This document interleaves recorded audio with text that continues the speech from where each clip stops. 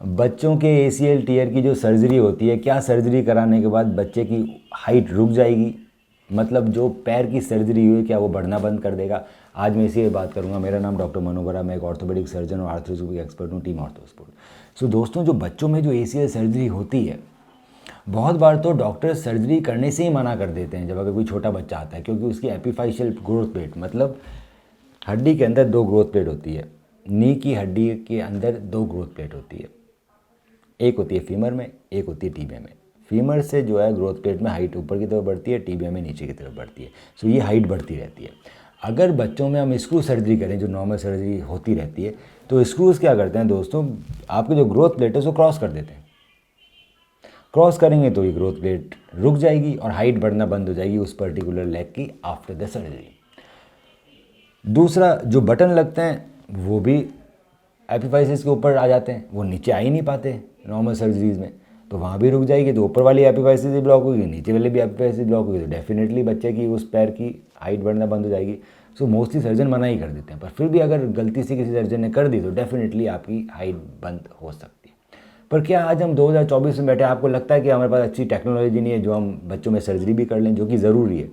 बच्चों में ACL tear के बाद सर्जरी क्यों ज़रूरी है? क्योंकि पाँव हिल रहा है, टूट गया एसीएल।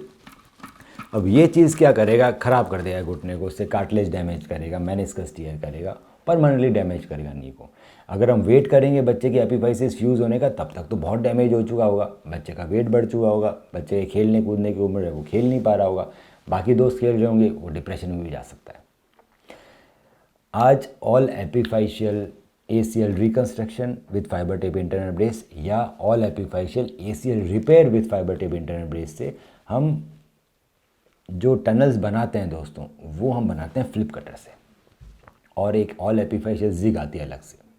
उससे क्या होता है, टनल्स आउटसाइड ही बनती है, एपिफाइसिस को क्रॉस नहीं करती, ना फीमर में क्रॉस करती है ना टीबिया में क्रॉस करती है, और इसमें स्क्रूज़ का यूज़ नहीं होता, इसमें यूज़ होता है बटन्स का।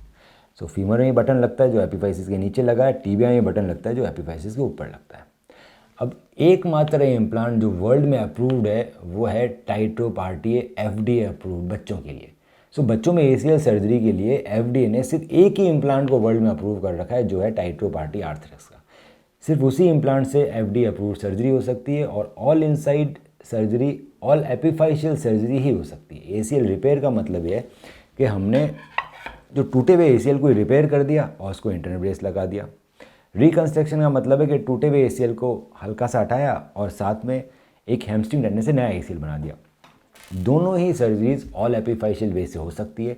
अगर फीमर की एंड से टूटा है तो मैं रिपेयर करना प्रीफर करता हूँ, अगर मिड सेगमेंट से टूटा ACL तो हमें रिकंस्ट्रक्शन करना पड़ता है, क्योंकि रिपेयर पॉसिबल नहीं है। दोनों ही केस में इंटरनल ब्रेस होता है तो बच्चा अगले दिन से पूरा वेट दे के चल सकता है, दर्द नहीं होता क्योंकि बहुत ही छोटी हड्डी कटती है, स्क्रूज यूज़ नहीं हो रहे। इसमें कंप्लीट बेंडिंग पहले दिन से आती है, तो जॉगिंग 1 महीने में और रनिंग इनिशिएट हम कर देते हैं 3 महीने में। तो अगर आपके बच्चों को कोई भी तकलीफ़ है घुटने के अंदर, उनको चोट लग गई है, पाँव हिल रहा है, कट कट की आवाज़ आ रही है, बच्चा परेशान है, कॉन्फिडेंट नहीं है, भाग नहीं पा रहा, एक चेंज ऑफ डायरेक्शन नहीं ले पा रहा, तो आप अपने नियरेस्ट ऑर्थोपेडिक सर्जन के पास जाइए, एग्जामिनेशन करवाइए। हो सकता है कि वो MRI करें। MRI में अगर ACL टीयर है कुछ लिखा हुआ आता है तो आप हमें अपनी MRI भेज सकते हैं, और उसकी डिटेल में स्टडी करके मैं बताऊंगा सबसे अच्छा इलाज क्या रहेगा। अगर दोस्तों कम ग्रेड का टीयर आया तो उसको बिना सर्जरी के भी ठीक किया जा सकता है।